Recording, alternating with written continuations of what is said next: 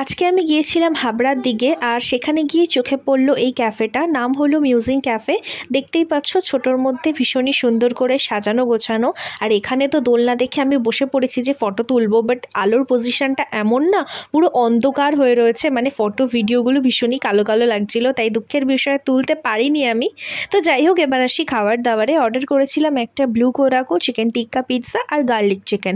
বাকি দুটো মোটামুটি ঠিকই ছিল, বাট পিৎজাটা আমি একদম রেকমেন্ড করছি না।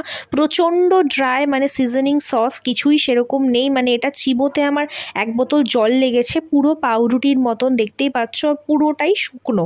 তো আমি এটা বলবো স্কিপ করে যেতে। যাই হোক, তারপর ক্যাফে থেকে বেরিয়ে গেলাম।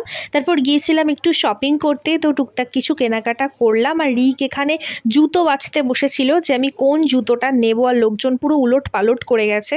ফার্স্টে আমার এই ডিজাইনটা পছন্দ হয়েছিল, বাট এটা আমার পায়ে বড় ছিল, আর আমার পায়ের সাইজের এই জুতোটা ছিল না।